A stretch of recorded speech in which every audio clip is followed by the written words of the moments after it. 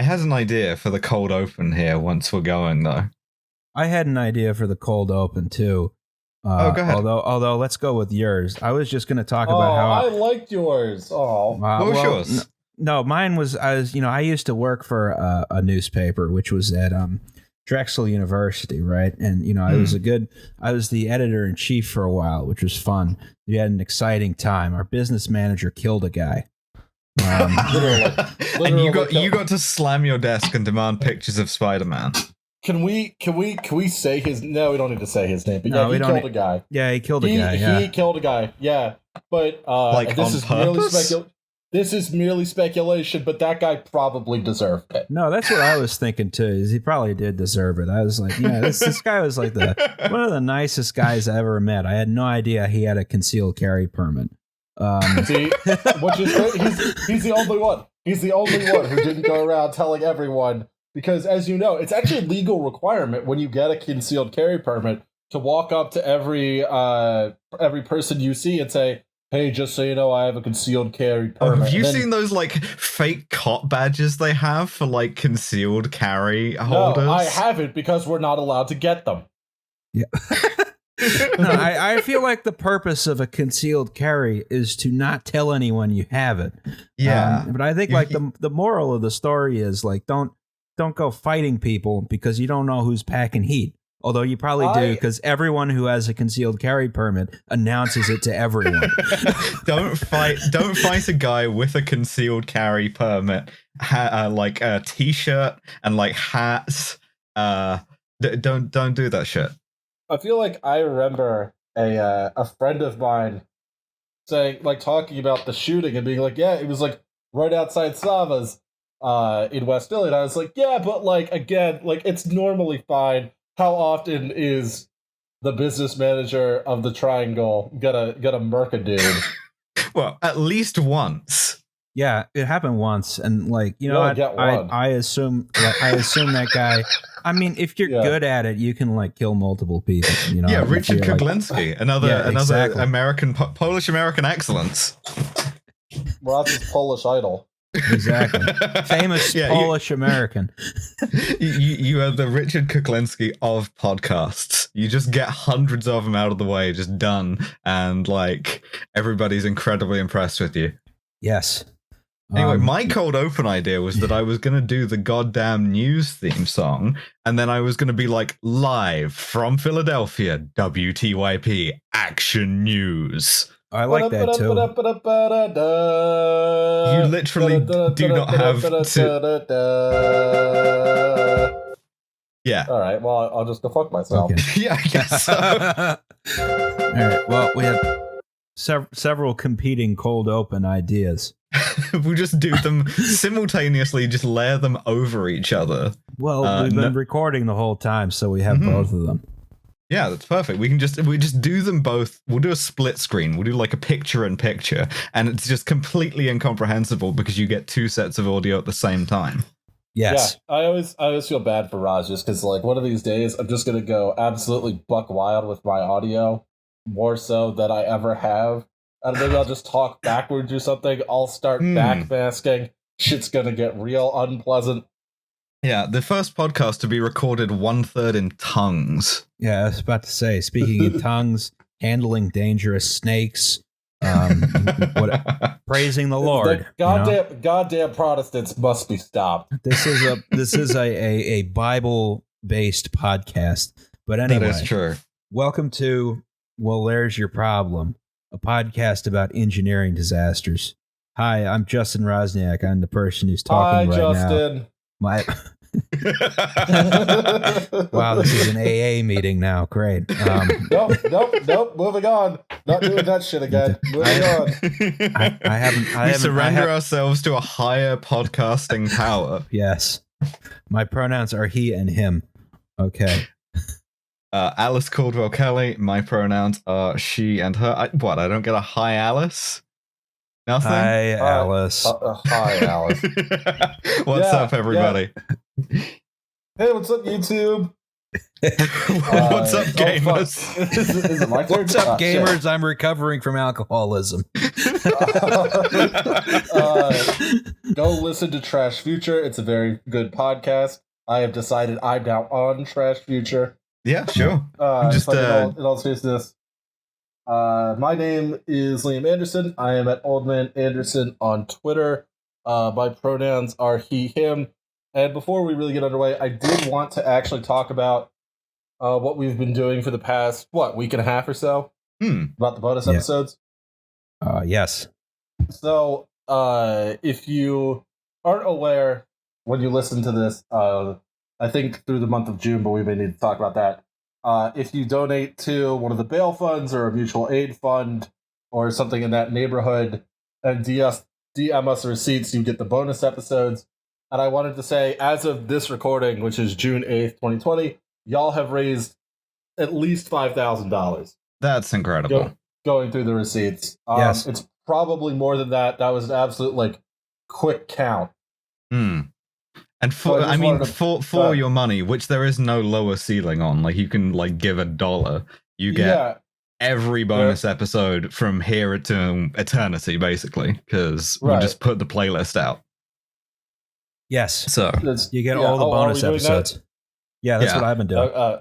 And literally, cool. That's an astoundingly good deal. But the fact is that people weren't giving $1 or $5. I got a thing for oh hey, I just sent $750 to this bail fund.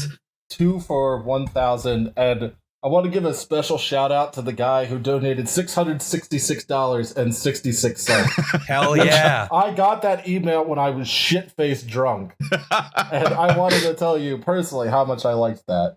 Yeah, no, it's been very wholesome. It's been a very nice time getting all of these messages and thinking that maybe we can actually do some good with our podcast when we're not doing a well, there's your problem to fash pipeline. Yes. Yeah, if any of you become fascists, I personally will beat your ass.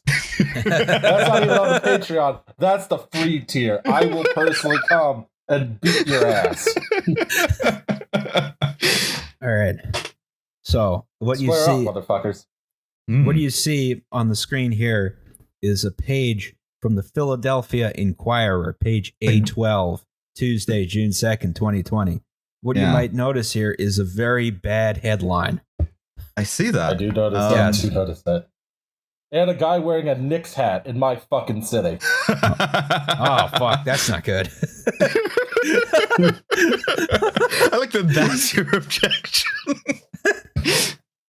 Oh, man. Yeah. I just realized the real disaster here actually is the column flow, because it goes down, and I'm sure it goes down below that. God, and then it starts up again up here. Horribly laid out page of the goddamn news. I was about to say. Reading Hebrew was bad. So, all right. So we're not doing the goddamn news today because the subject of today's episode is news. And this was recently one of the few times we do a contemporary, an episode about contemporary subjects as opposed to something that happened 70 years ago, right? We're going to talk about how shitty headlines like this make it into the newspaper. How the hell did this happen? Somebody whose dad is important gets a job, and they type some things into a computer, and then they send it across to a printworks, and a print guy prints the thing onto some paper a bunch of times, and then a bunch of podcasters get very upset, and then this happens. Functionally shits in their own mouth. Yes. All right, that's the episode. Next episode's on the Tacoma Narrows Bridge disaster. All right. So this was published last Tuesday. Well, when this comes out, it'll be 2 Tuesdays ago. And in the Philadelphia Inquirer, this is from Pulitzer Prize winning architecture critic Inga Saffron, who is good, usually. Well, people don't write the headlines above their columns. Yes, people don't write their own headlines. And the actual article, I think it was published a little soon. I think the concept of the article makes sense. You know, buildings can be rebuilt, lives can't.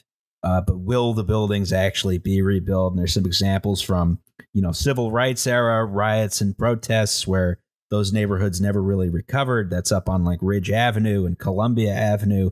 Columbia Avenue is now Cecil B. Moore Avenue.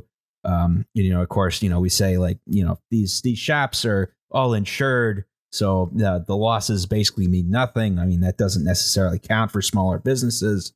And of course, we got to start talking about reconstructing some of these areas at some point.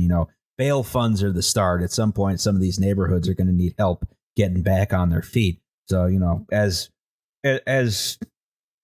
things continue, we'll discuss, maybe instead of donating to bail funds, you might want to donate to reconstruction funds. We will be keeping a close eye on this, and we will be harassing both you and like various numbtots online to like throw money into things. Mm-hmm. The other thing I want to say is actually a shameless plug for Roz, which is your Black Wall Street episode talking about sort of rampant destruction in neighborhoods that never really get a chance to rebuild, whether through what is essentially race war, or other means, or talk about, as we've talked about, sort of the destruction of cities in places like New England that were entirely along racial lines and absolutely fucked over poor people. Those cities are still scrambling pretty hard. Oh yeah. And there's some commentators out there, especially on Twitter, who might say, the protesters, rioters, looters, whatever you want to call them, they liberated the proletariat from capitalist oppression by looting Ahmed's corner grocery, hoagie, and cold beer store. But I think there's folks on that block who probably disagree because they like having the convenience of having being able to go down to the corner store and pick up some cold beer. Even if Ahmed is like, I don't know, a small business tyrant or whatever, right? A hoagie kulak. Yeah. But like burning down a Target is different from like burning down somebody like hoagie store. I'm a hoagie store. But like I think that's also a distinction that we saw a lot of people who were rioting make. Absolutely. These are the businesses that we want. These are the ones that we don't want. Because people can tell. People live there. People know what's going to recover, what isn't, and what can afford to lose. I don't know, like an Xbox out of the fucking back, as opposed to like a bunch of hoagies and hoagie making equipment. What is a hoagie?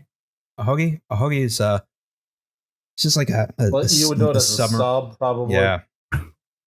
I will also say a hero, a grinder. Also, while we're at it, Wawa's hoagies are bad now, and I'm not telling you what to do, but you should probably liberate some deli slicers.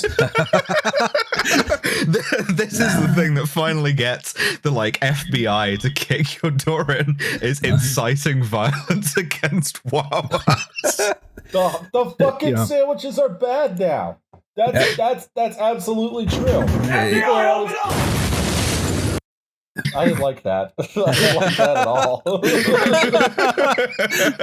actually managed to cancel a drop in real time. So, and I mean, with businesses destroyed, especially in the pandemic, a lot of these places may not be able to easily recover. And that's where, there's an opportunity for capital to consolidate, the hoagie store becomes 13 stories of ugly condos with a Chipotle on the ground floor, Or a bank branch. Maybe it's a bank branch. Yeah, exactly. Do you want that? Yeah. That's another. The Target that burns down never reopens, but like the Target down the road just sort of increases in loss prevention intensity. And everybody now lives in a food desert and they have to like travel that much further to get surveyed while they're buying groceries. Exactly. Or like, the bank branch opens and then suddenly all the mysterious ATM explosions happen. That was the single best part, because like that the first couple of days of rioting, I was just like smiling nonstop. But particularly the moment where it really struck me was the bit where like some guy, some like security consultant, some polo neck dipshit was like quote tweeting a thing about people trying to get into the ATMs at a bank, and was like, man, unless they're bringing dynamite, they're not gonna get anything. And then the next tweet was multiple explosions heard from some kind of a bomb. The thing I don't understand about the Philly explosions, because of course we could hear them here, is that, you know, they said it was dynamite from people trying to break into ATMs, but like dynamite is not that regular, right? You know, you hear boom, there boom, was boom, a lot boom, of it. you know? There was a lot of it, yeah. Of it.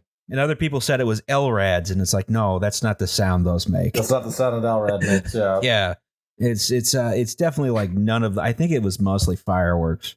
You know, it's like it's you know, the normal, like the neighborhood getting paranoid about fireworks, because I assume there's not a lot of police out, you know, to go catch you for setting off fireworks right now.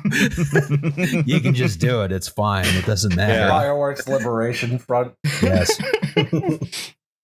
I had fireworks. People are like fireworks crazy in this city. I had fireworks shot at me when I was biking down 56th Street one time. I've had fireworks shot at me. I mean, that happens here too, except they shoot them at like the windows of houses. So like you'll just be minding your own business and boom, and then like all the windows rattle. It's cool. Yeah. Yeah. Now that the statute of limitations has expired, I used to go out to a field in York and just light off fireworks because I knew the guy who owned the farm and he didn't give a fuck what I did. So that was a great way for me to release my teenage aggression, was just like every 5 minutes just get another one of the fireworks like I had bought, or eventually this guy started buying. And this was back when Pennsylvania wouldn't let you buy the good stuff if you were a resident.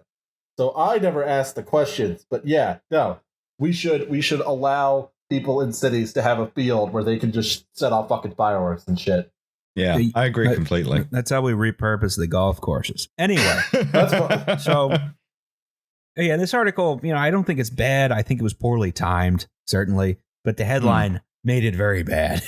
Yeah. Again, Inga Saffron is good, especially that time she called out Stu Baikovsky at his retirement party for associating with American expats in Thailand who moved there for cheap sex. And then printed it in the newspaper. Wow. Yeah. Yeah, most of the time, Inga rules pretty hard. Yeah, Inga's good. She also pisses off of the urbanists a lot, which is fun. So, yeah, usually very good. I think this article was poorly timed. The headline is a major problem, right? So how does a headline like this happen, right? And obviously, like, one of the answers is systemic racism, right? Well, that's easy to say, but, we had to kind of go into that. We got to pick it apart a little bit more. Like, headlines are not chosen by the reporter. Usually they're chosen by people who do layout, especially print layout, right? And that's determined by space constraints. That's determined by style requirements, right? Yeah, and look at what a beautiful layout they have produced. This like extremely fucked column layout. The headshot like dividing the column in half on the way down. The caption on the right with a bunch of white space under it. The justification here where it says chestnut, right? And that's walnut and chestnut right here. This is an abomination, right? Because there's just this whole empty space right here. You could have shoved this up or down. I can't imagine this is like the best they could have done here. But also it's page A12. Like no one cared. So let's look at it. Yeah, exactly. So, but for like a long answer as to how did this happen? Right. I think we ought to go into like the history of newspapers and sort of the rise and decline of the print newspaper, and the enormous undertaking that it is to produce a print newspaper with a circulation of millions of copies every day, and how botch jobs like this happen. Yeah. How the newspaper went from something that started wars and ended wars, but mostly started wars, to a collection of the 20 worst accounts you're aware of on Twitter all having horrible takes at once. Yes. Fuck you, Tom Cotton. So in this episode, we're going to talk mostly about the back end of newspapers, right? As opposed to like, the front end where the journalism happens. Yeah, that or like, I guess, sports is the back end because it's like basically, you turn the newspaper over and then you see the sports there as opposed to, it's like a second front page, honestly. That's how we organized it when I worked for the student newspaper. It's basically a second front page where you can read about the important stuff, sports. So, all right. I mean, the back end of the newspaper does, of course, influence the front end. Like how the paper is printed sometimes influences the reporting. So I think we should start by going way back, as far back as we can, to antiquity, right? Yes, ancient Egyptian newspapers. Yes. So ancient tablets complaining, or room of complaints. Yeah, the first general contractor very quickly followed by an expose by the first journalist. Yes. Well, one of the first like newspapers, what you might call it, was called the Acta Diurna, right? And that's in ancient Daily Rome. Acts? Yes. Okay. And this is like a series of engraved stone or metal tablets that would be posted in public places in ancient Rome, right? And that it was like the government's official account of the news of the day or the week or whatever, because it took a long time to make these things, right? Just a guy just hammering out Conquest of Cisalpine Gaul, still going great for the 50th time in a row. Yes. So in ancient China, they also did. Ancient China had like something like the printing press well before Europeans did, which is one of the weird narratives of the Gutenberg printing presses. This is like the first printing press. It's like, no, the Chinese figured this out a long time ago, right? They had like similar government newspapers. I'm doing air quotes here, newspapers. Those are like printed on silk. Again, there's very limited circulation because these things fancy. Are yes, very fancy. And so these were like limited circulation. This is like between 0 AD and like the 700s, 800s AD when these sorts of things are circulating. Not much circulation. Not a lot of people could read. We don't have like mass literacy and certainly no mass literature, right? Right. And it's hampered by the difficulty producing lots of newspapers, lots of printing, lots of paper even. And it's all controlled by the government, of course. Goddamn government. Hate those guys. Those pieces of shit. Yeah. Mm-hmm. The fucking government. Anyway, so now Gutenberg I forget the date, invents who cares? Who cares? He's a in German, olden time. In olden time, he invents the printing press, right? Oh my god, I got to log out of Steam. Oh, I keep forgetting to do this. All right. Okay. Gonna hit you with a newsman drop. You're a fucking newsman, Don. I ever tell you otherwise, you punch me in the face. I love that. I just remembered that the newsroom existed right before we started recording. I was like, I have to get the bit where he just like screams incoherently over a Coldplay song about being a goddamn newsman. That's the only Aaron Sorkin show I've actually watched the whole way through. Really? Yeah. West Wing is it's a better show. It's fine. The West Wing is a better show and is, I think, essential to understanding why liberals got this way. I've never watched any of the West Wing. Not a single second. Maybe I should go do that. Studio 60 is pretty good. Studio 60 is pretty good. But that only lasted a season.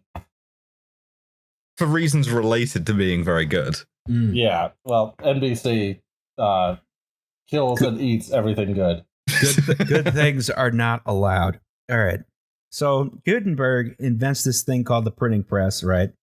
And the innovation here is you just press down on the paper and it creates print, hence the printing press, right?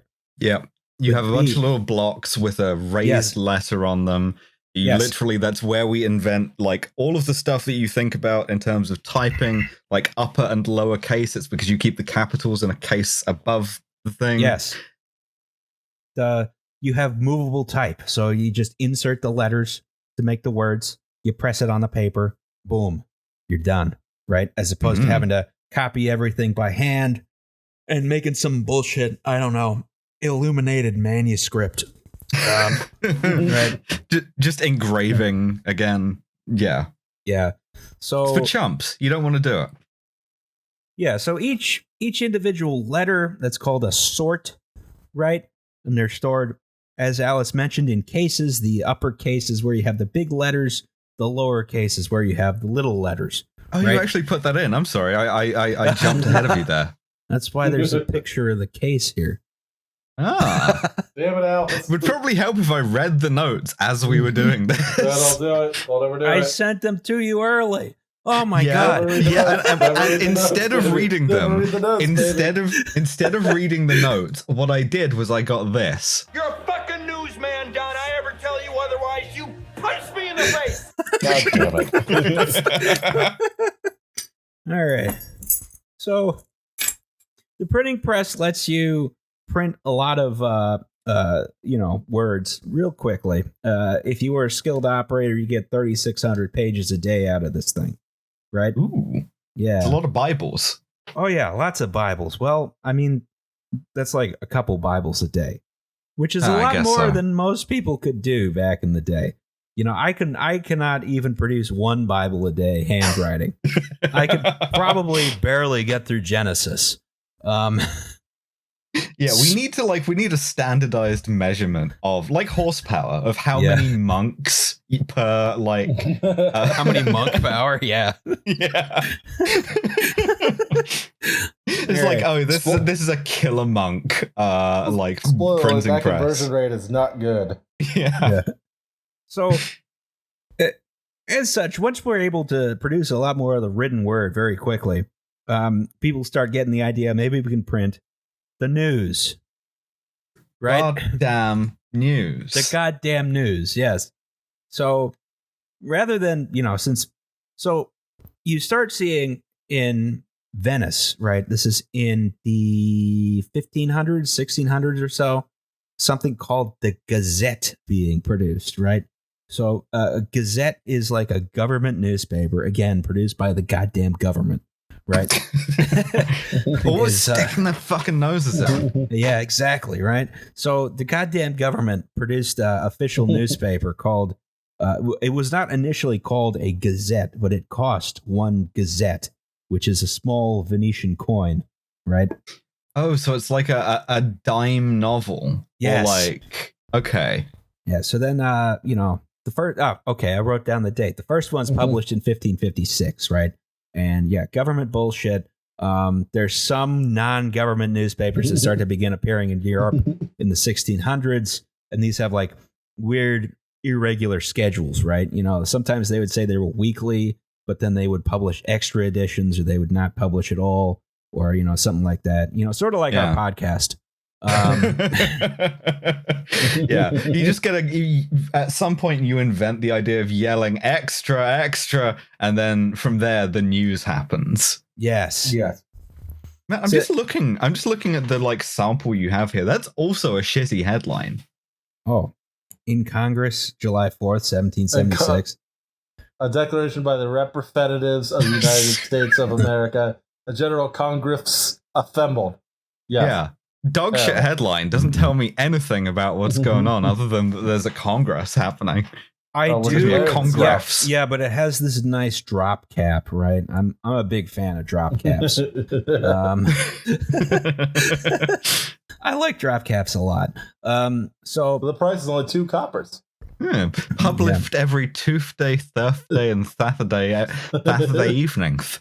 But by reading this, I can actually give myself a lisp. No, that was the thing back when we had the long S, is like no one could figure out if you had a lisp or not.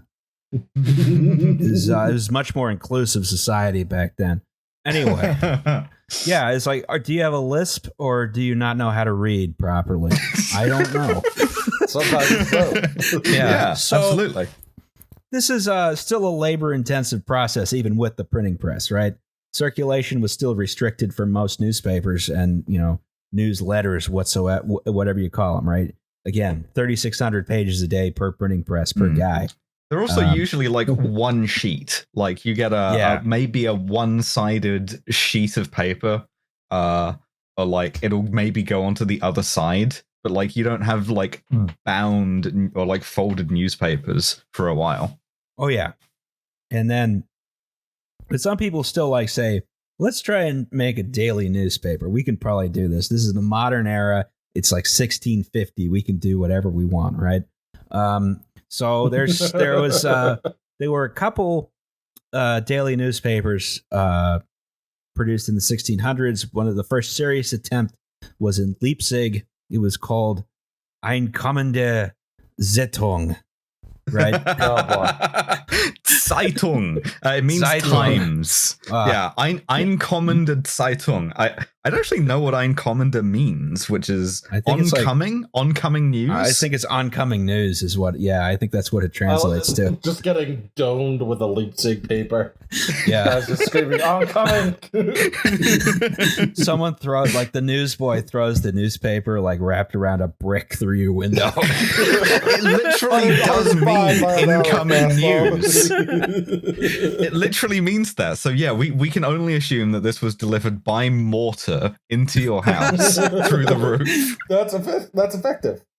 Yeah, absolutely. So that was the first serious attempt at a daily newspaper. That was in 1650. Now, 1783 was when this Pennsylvania Evening Post became like the first daily newspaper in America. You see, this is 1776, July 6, 1776, a little bit after Independence Day, which was just a regular day back then, publishing the Declaration of Independence. But in 1783, this became a daily newspaper. And then within a year, they ceased publication because they couldn't keep up. There's a tale as old as time, and same as it ever was. Do you think there was a guy who was like had been working in the newspaper for like a year and was like, the death of print media? Yes. People are just going to get dumber now. You're a goddamn noof man. A noof man. You're a goddamn noof man.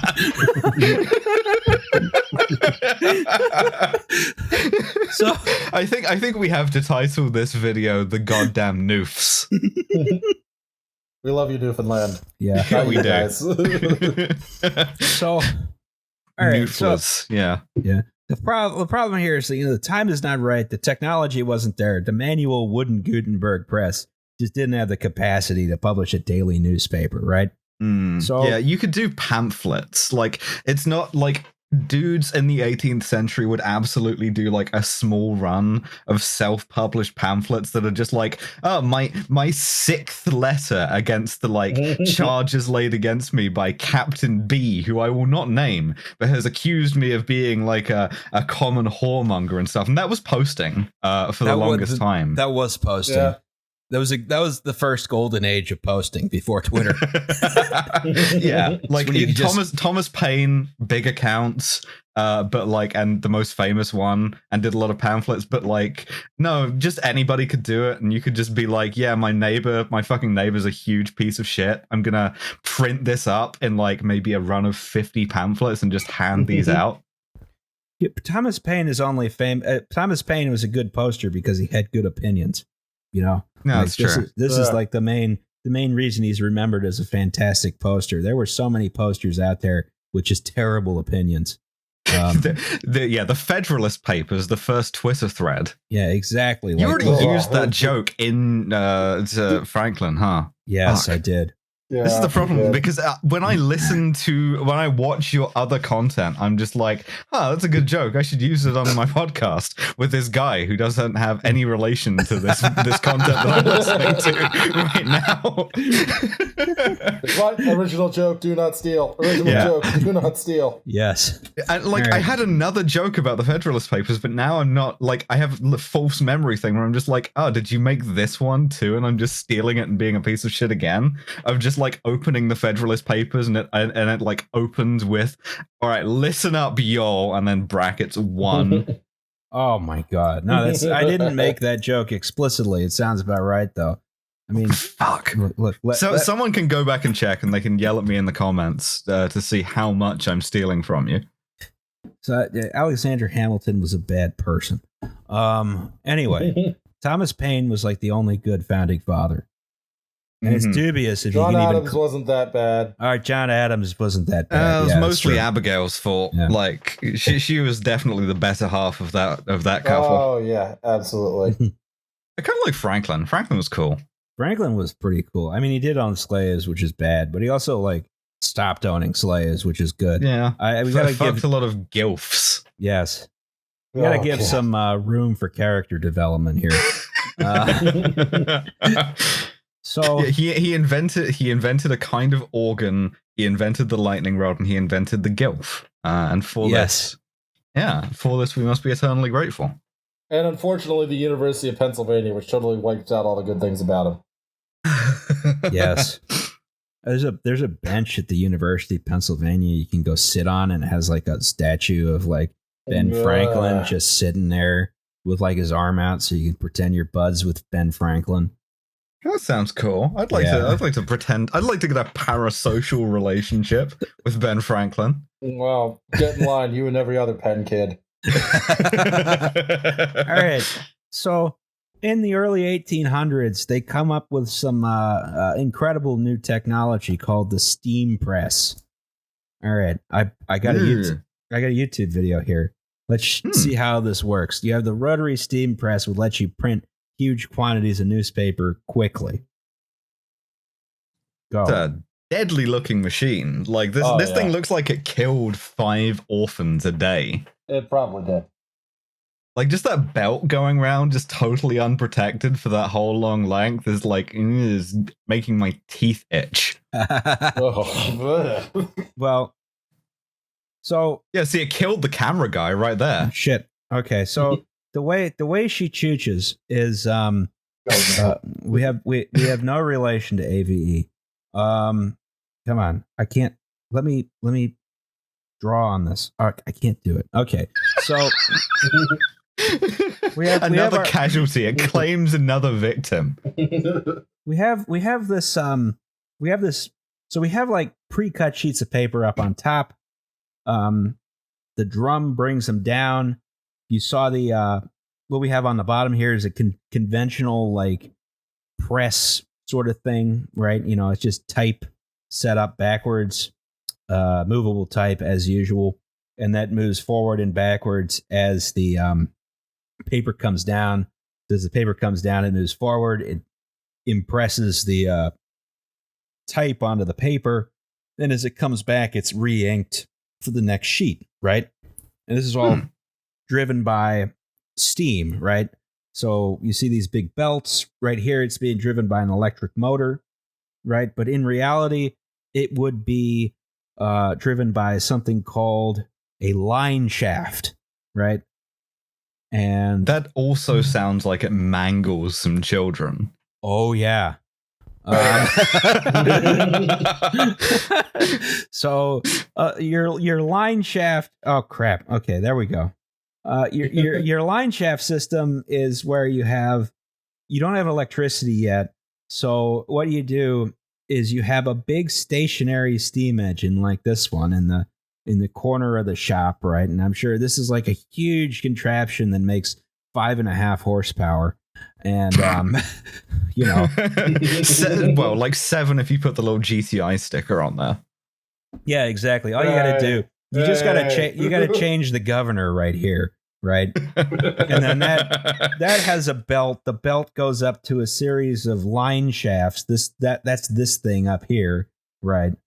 And then you have belts that go down from the line shaft to the machinery, right? Fuck me. That's like, it's a drivetrain with no gearbox. Yeah.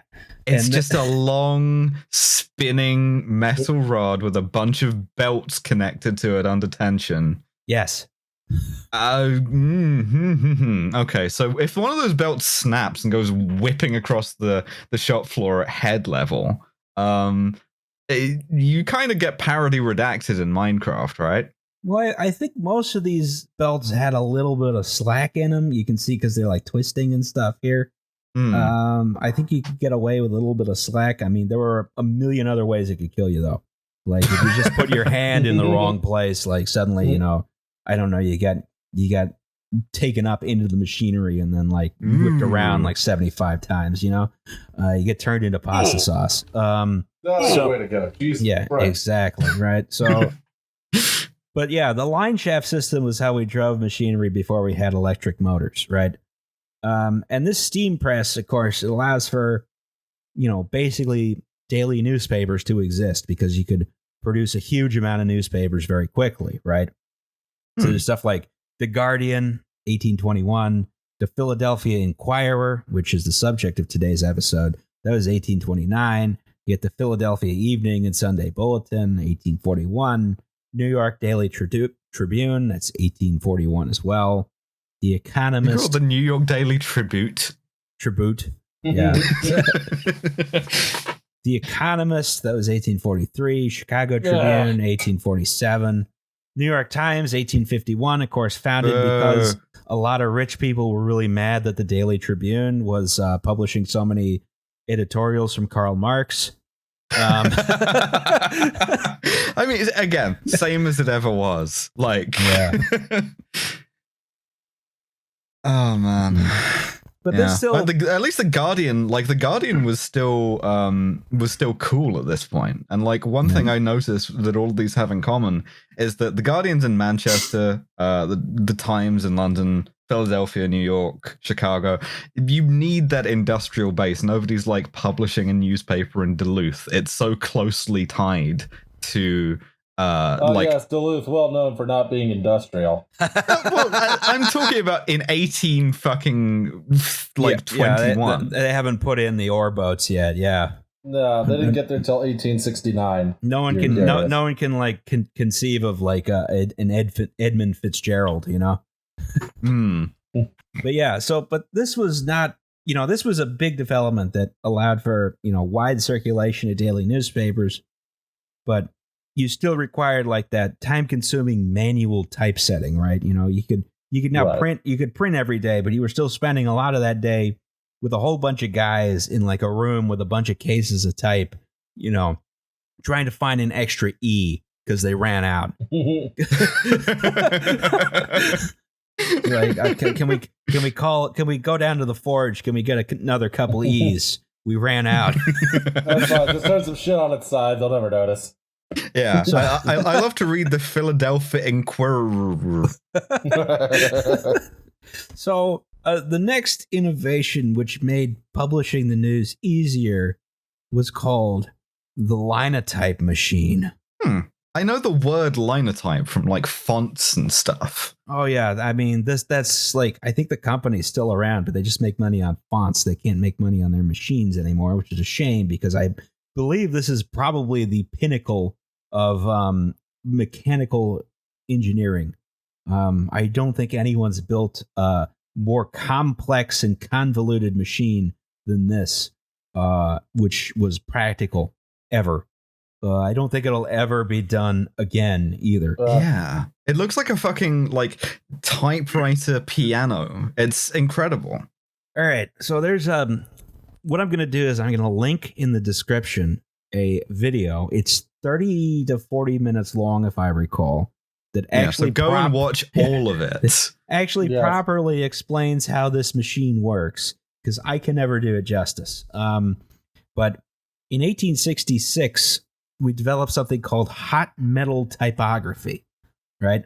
And the first machine that makes this possible is the Linotype machine. Linotype is, you know, short for line of type, because that's what we make fun of, like startup naming conventions today. Oh, really effective abbreviations there.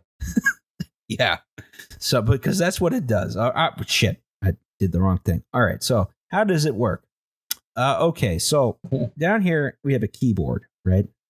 And when you type a letter in the keyboard, no shift key on here. You have like uppercase and lowercase are separate. When you type on the keyboard, you release up here what's called a matrix, right? That's these various things stacked up here. Now, a matrix is the reverse of a sort, right? A sort being, the individual piece of movable type, right? So your matrix is this right here. You can see it's like an A, it's upside down, right? In this case, I think it has two settings. You have a regular A and an italic A, depending on what key you press.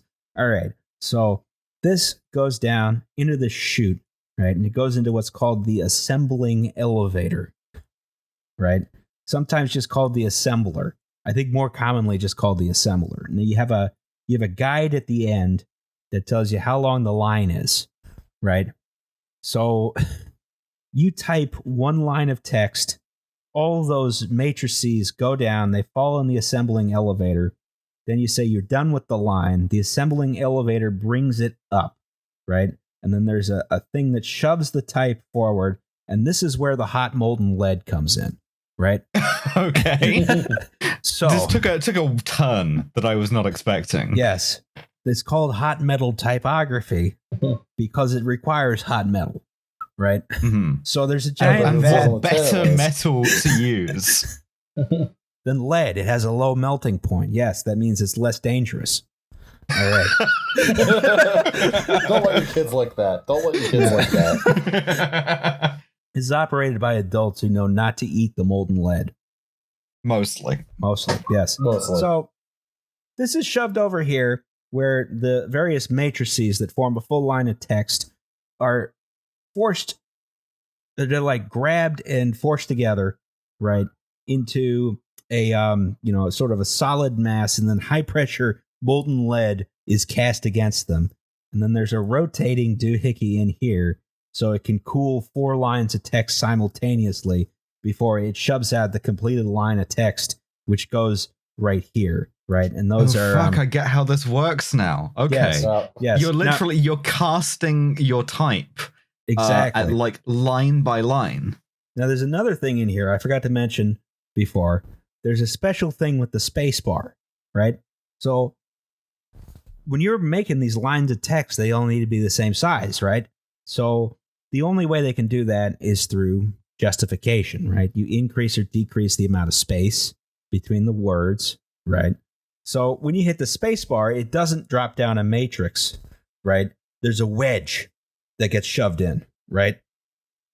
And then when you finish the line, those wedges are jammed up as much as they can go to ensure that everything's spread apart evenly. It's mechanical justification. That's so smart. Fuck. Yeah. I see why this is like the apotheosis of mechanical engineering. Yeah. You're manufacturing like instead of hunting around for an extra E or whatever, you just type in the line and you have the casts in place for it to make out of hot lead an entire line's worth that you then imprint onto the paper. Yes. That's so smart. Fuck. Once the matrices have been used, they're raised up, I believe, through here, right? And they're shoved over, and then like a big arm brings them up, and it brings them up to the top, right? Now you see right here on the matrix, there is this series, there's like this keyed sort of thing, right? That's so it goes on a rail, and it's pushed along by a worm gear, right? And they're all keyed so they drop into specific places, right? And they're ready for you to be used again. That's incredible. So these cast lines of type are called slugs. Here's one down here, right? And this is an incredible piece of machinery. They were first built in 1866. Of course, at that time, they would have also been driven by, overhead shafts and belts. Right, and you would have probably a hot steam line to melt the lead. Right? Just incredible working conditions. Absolutely nuts. So, but they were built for a long time. This picture right here is a model built in 1965. Damn. And this was this is in the Deutsche Museum in Munich. Well, I mean, if it works, why change, right? Exactly, right? So There's also one of the problems with this, of course, is there's no backspace key on a Linotype. Backspace. Yeah. There's no backspace key on a Linotype machine, right? So, you could go and take the matrices out manually if you wanted to, if you screwed up a line. But more often, what operators would do is they would just, finish the line by typing the first letters they could. Which was usually ETAOINSHRDLU, right? Right down here. But sometimes they'd forget to discard the Linotype. So we see down here an example on local bowling alleys. This was an excellent showing. And Iteon Schurdler, and then So this was something that was just fairly common in Linotype newspapers, is like they just forget, and no one would catch it in proofing the newspaper, right? But so the Linotype machine was incredible because you could suddenly have one guy, all he had to do was type in the article, right? And you would suddenly, rather than having a whole bunch of guys individually placing in movable type, you could have one guy do a whole shitload in one evening, right? Right. And this just reduced labor costs. Like this incredibly complex and stupid machine was full of molten lead. Full of molten lead. Pipes. Yeah. That's a good deal. That was still cheaper than this is still cheaper than doing manual movable type. Yeah, just having a bunch of guys play fucking Scrabble with individual letters. Yeah. So, but this meant it was easier to start a high circulation newspaper, right? You replace them with some Linotype operators, and usually there'd be a machinist there in the Linotype shop to just machine replacement parts as needed. So yeah, I mean, I don't want to think about one of these, like, presumably hundreds, thousands of individual matrix keys. If one of those doesn't go back on, going wrong, yeah. Fuck. Yeah, That's a fun repair. Yeah. It just goes in the wrong spot, and the whole shop it just explodes in a gigantic wave of molten lead. Yeah. Well, there were a couple safety devices in here, because if you did a line, if a line was the wrong length, right, and you shoved it in the wrong way, it would just squirt a jet of molten lead out. Oh fuck. Yeah, so you'd want to avoid that. So, in the sort of Linotype era, in the early era, we could start doing more newspapers because more people had, it was easier to have a widely circulating newspaper. So, like the Boston Globe, that's 1872, Washington Post, 1877, Wall Street Journal, that's 1889. These were all sort of, yes, new money showing up. And this means since you have reduced labor costs, right, and you can typeset the newspaper more quickly, that means you have an extended deadline, right? You can get news in later in the day, right? You can add more news to the newspaper. You can print a bigger newspaper, right? Making a newspaper is still incredibly labor and capital intensive, but it's a little bit easier than it was before, and you can more easily create a larger and fleshed out product as opposed to, a sheet of paper with some news on it, right? And since there's cheaper printing and layout, it means you can have more newspapers to fill niches, right? And this is when we start to see, especially African American newspapers. So this picture is actually from the Linotype shop of the Chicago Defender, right? This was a black-owned newspaper oriented towards black people, published in Chicago from 1905 onwards, right? This is also, the copies of this newspaper were surreptitiously and often illegally distributed throughout the South. Hell yeah. Yeah, through a network of Pullman porters. That's awesome. So So there's a lot of black-owned newspapers were formed in this era, because there's sort of a baseline level of racism in, every newspaper in America, right? Oh, An entirely distant phenomenon. Yeah, exactly, right?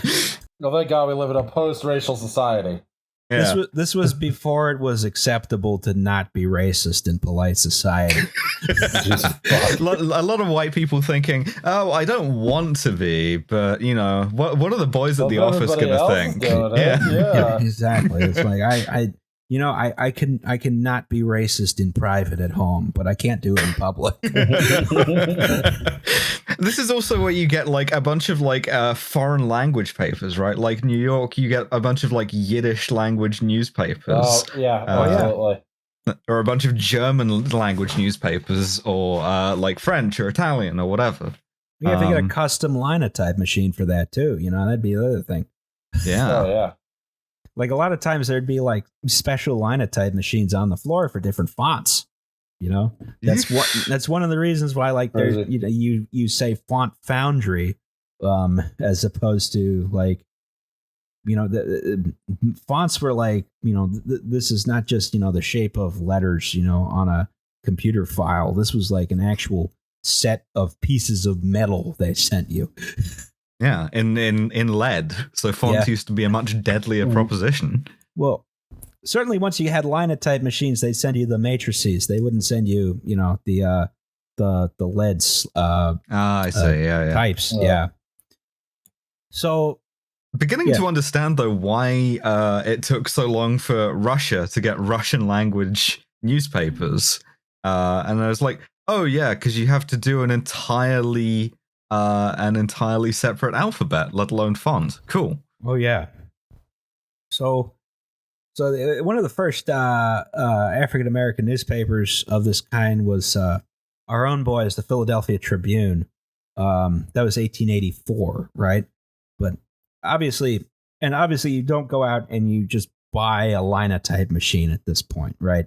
These are still incredibly expensive machines, incredibly complex machines that require a lot of technical know-how to run. But scaling up production once you had enough money to have a consistent, market share was much, much cheaper thanks to the Linotype machine. And this led to, the sort of rise of, the large daily newspaper. And here is a cross section that was published in the Washington Evening Star in 1922. Evening Tar. The Evening Tar, yeah. Go Heels. The Evening Tar at 11th and Pennsylvania. Yes. This building's still there, actually, right here. Huh. You can see the Evening Star is dead. They also added this weird postmodern addition to it, which I don't like. Yeah. So, but anyway, you can see like this is, journalism at the time was it's sort of, journalism, writing, literary, blah, blah, blah. But it's also like heavy industry as well. So you can see like, we'll go down from the 9th floor down, we had a cafeteria on the 9th floor. That's very nice. You get like a nice view. You have a stock ticker. That's probably a one of those teletype machines, right? I love those. Then we have right here, this whole room is Linotype machines. Yeah, your and all of this stuff is co-located too. You don't get the thing that a modern newspaper has, where the printing just happens off-site somewhere. Oh yeah, proofreaders over here to make sure that the Linotype guys didn't screw up. You had a club room. I don't know. I don't know if everyone was allowed in here. I hope they were. No, this is where like 4 guys smoke cigars and are like, yeah, we should start a war with Cuba. Remember the Maine. You got your editor-in-chief here. You got your associate editor. You got a lobby. You got editorial writers. Over here, you have a library, right? Because you don't have the internet. You have to go consult the newspaper's library to find information. Or you can go down to the public library. Of course, you can also do that. But you would try and consult the one in the building first. They have an interview room. Wow. You have this city room for like local news. There's all these other editors over here. They got a whole room for sports illustrations. Wow. They got the cartoonist. And you literally, like, how do you do illustrations? Like, how do you get this one published? A guy has to, like, ink all of those and then, fuck, how do you even transfer that to print it? I have no idea about that part. Maybe someone can sound off in the comments. I don't know how you did that in the 20s. You got, like, a cartoonist over here. You got the photo department. You got the Sunday department. They just don't show up most days. They got a really good union. Now they rented out a bunch of the space in here. There's like offices of the Consolidated Press Association, Washington Board of Trade, blah blah blah. As you go further down, we get more Better Business Bureau. That's in quotes, though. You know they're skeptical of them. Just sarcastically, like the Better Business Bureau. Yeah. Well, we go down here. We see like the printing rooms, right? A lot of this, some of this is underground. You can see that the circulation department here, there's the printing presses are, you know, just these gigantic pieces of kit right here. And those go up to the circulation department where they sort of assemble the newspaper, and it goes down a chute and they load it into trucks, right? And down in the bottom, they got like paper storage. They got like all this industrial equipment. They got a boiler room because it's all steam powered. Oh, of course. Yeah. Well, and then they got they got dynamos and shit. Like, and then you had a nice lobby. They had a nice lobby down here, right? Which is very, very nice, open to the public, where people can go in and submit classified ads, which is the bread and butter of any newspaper. Was. As opposed to unclassified ads. Mm-hmm. Classified ads are where they tell you to meet at a location on 9th Street. Bring a pistol, you're gonna need it. Yeah. Well, like I do like how much like spying of the period was just like classified ads and shit like that. That appeals to me immensely. I think I could say this. My mother actually this was many years ago, folks. I did want to say this. My mom once answered a classified ad that turned out to be CIA recruitment. Huh. And showed up at the CIA headquarters in beautiful Langley, Virginia, for her interview, and was just scared shitless. But yeah, the CIA used to just, you know, hey guys, want to come do some imperialism? Oh yeah, come down to the building that we call a highway department building, but everyone knows it's not. Yeah, everybody next left. Yeah, you gotta start a podcast if you want to do that shit now. My dad's yearly company picnic was always on. There's a park across the street from the CIA building. That's where it was. It was very like, secret building. Do not look. Yeah, very, very, very secret. Do not look. Yeah, I mean, you can just see it. Like everyone knew it was the CIA. They claimed it wasn't. It was. It's the CIA. Like you can go look at it. Like it's just there. We know for a fact it's not a highway department building. It's the CIA. It says like CIA on it. Yeah. Oh, it says CIA on the off ramp. It does. No, it doesn't. That's the NSA. The NSA has right. Yeah, the NSA has the labeled off ramp. Yeah. It literally is just secret government shenanigans next right. Yes. So anyway, this is one of the smaller newspapers. It had because Washington D.C. was not a large place in 1922. I think they moved out of here at some point because they needed a larger printing area, right? And they also moved out of there because they were kind of on the decline. Evening Star's out of business now. The decline of print media. Yes, typical. But I will be saying this about every single era that we encounter. If you have like a big newspaper like the Philadelphia Inquirer, here's the building right here. This was built in the early 1900s, right? So you had on-site printing. If you had a big paper with lots of circulation, that meant you needed a big printing building. So the offices of the newspaper were in this tower here, and the rest of this was devoted exclusively to printing the newspaper, right? Wow. Yeah. And, you know, you had these, if you're running a big city paper, you need it to be very close to Well, in this case, Center City. Otherwise, I would say downtown, which meant that, you're looking at, but you also need a huge quantity of paper, right? So you essentially need rail delivery. And this is why the Reading Railroad City branch was built that goes right through here, mostly underground. Well, in this part underground. And they would just, drop off like 6 or 7 boxcar loads of newsprint every day so they could print the newspaper, because you couldn't bring trucks in. There's just so much you needed, right?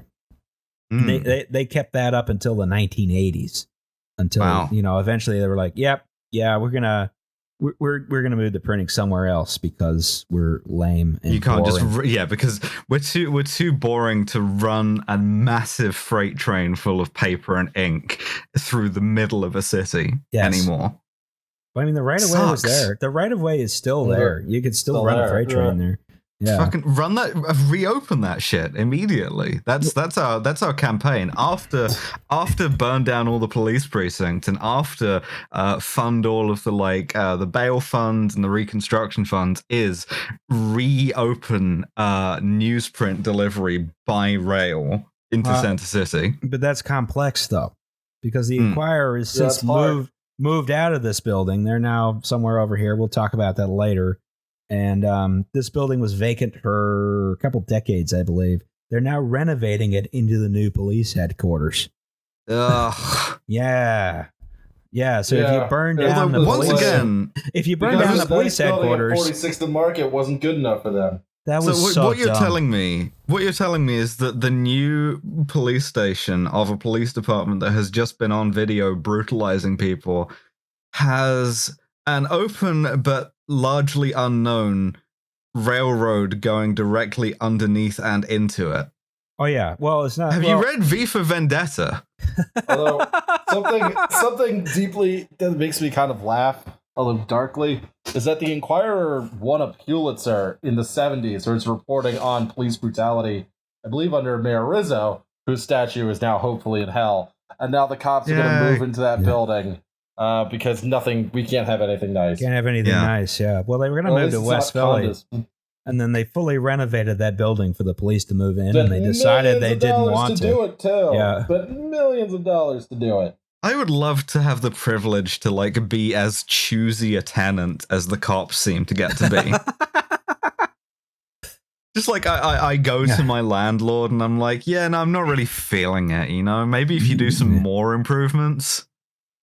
They didn't want to take the L to work, I believe was the thing.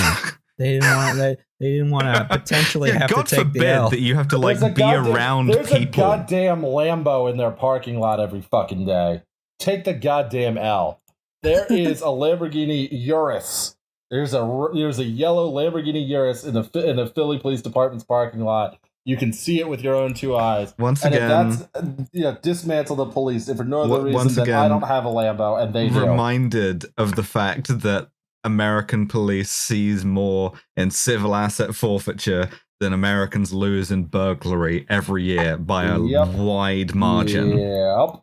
Yes. So, this was the reason why you need a huge printing building right there in the center of downtown, and all these infrastructure to support it is just because you couldn't electronically transmit the paper somewhere else to be printed, like in Lancaster County or somewhere like that, right? The printing absolutely had to be co-located with the rest of the journalism operations, right?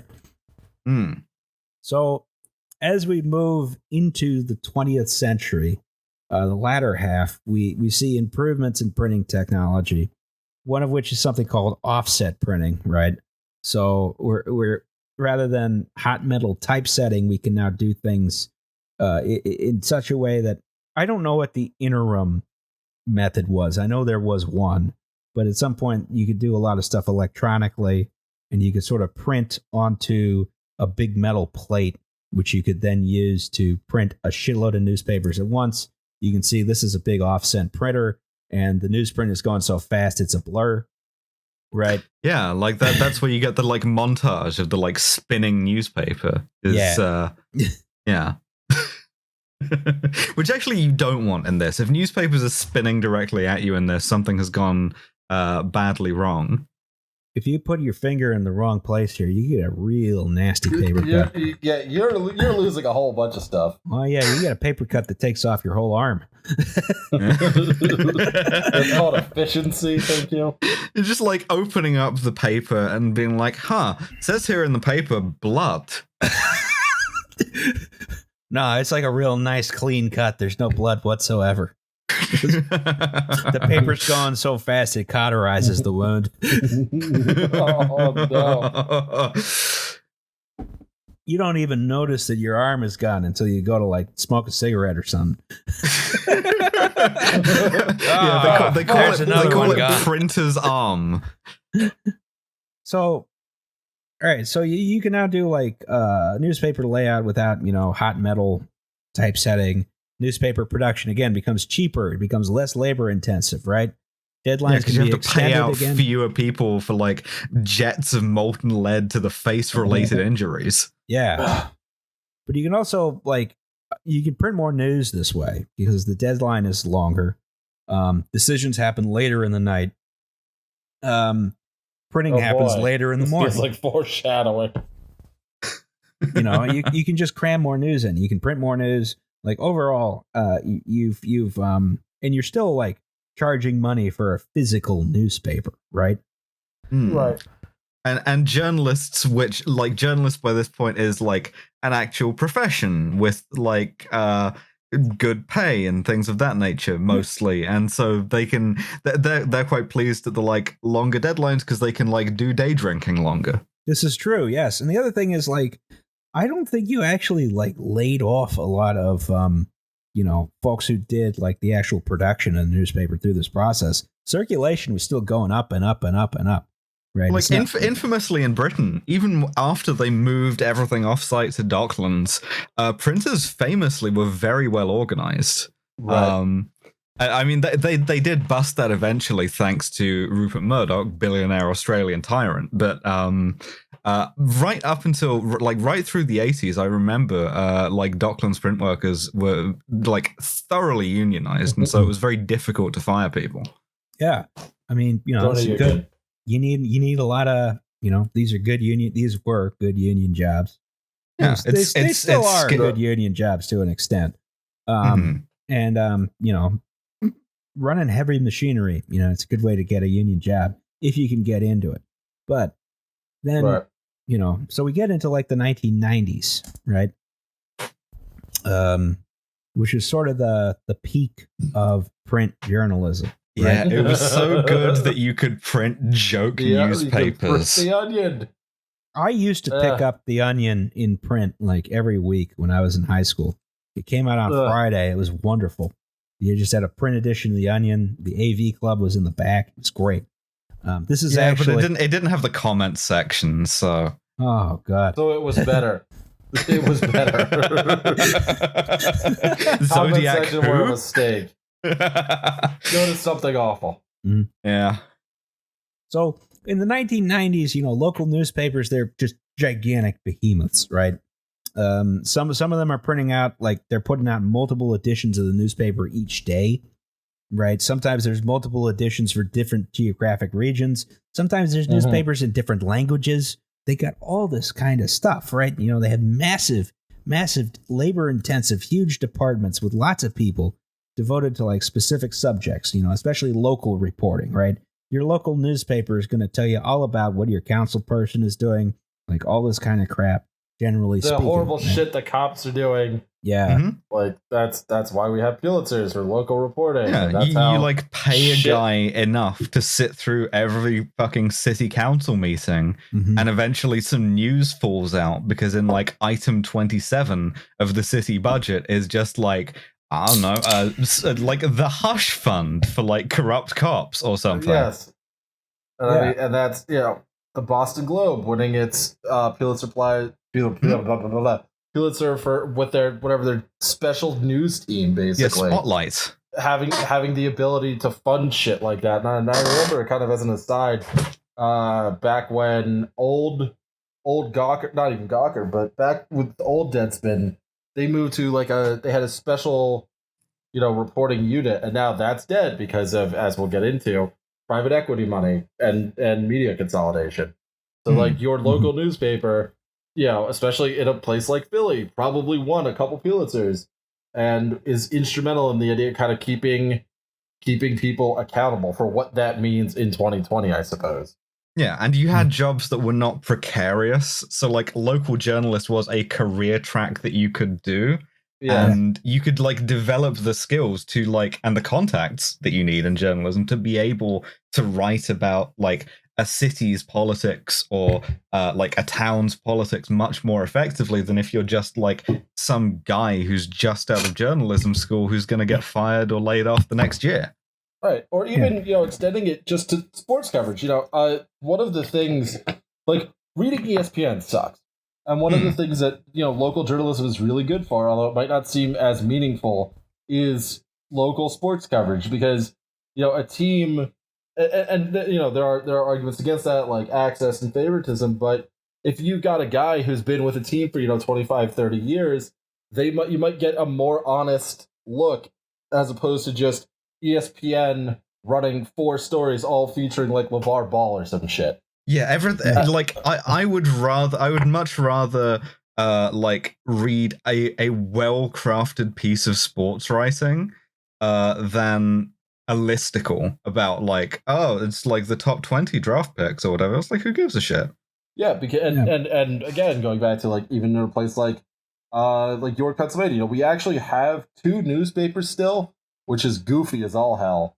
But they're able to provide coverage in a mid-sized city that may not get the attention that it normally would. And one of the reasons they can do that, and those newspapers were actually, so a bit of an aside here, York, Pennsylvania had a white supremacist for a mayor. His name was Charlie Robertson. I mean, this is York, so, comes with the territory. But he murdered a black woman, allegedly murdered a black woman named Lily Bell Allen in the 60s during race riots in York when he was a cop. And the reason that story, and he was actually tried much later. I remember reading about it as a kid. One of the reasons he was tried, one of the reasons he was, even they got to that point was because the York newspapers kind of never let the shit go. It didn't just get buried somewhere. They never let the shit go. And, he was acquitted. But I think, if York didn't have those newspapers, we just had our fucking Fox affiliate, that shit would never have happened. Yeah, absolutely. You need a local newspaper, if for no other reason than if it doesn't irritate the shit out of the mayor and the chief of police and whoever else, it's also gonna have like a fucking weird ass name. And that's the important thing to me, is like I want to be able to read like the name of town, Mercury Picayune or something. There's also Stephen Reed, who is absolutely the one of the funniest, because Harrisburg is hell, and I cannot say this enough. But one of the reasons Stephen Reed ended up getting charged with like 500 counts of theft, fraud, and corruption after his 28 years as mayor, and one of the reasons was, again, local news just kept their foot on it.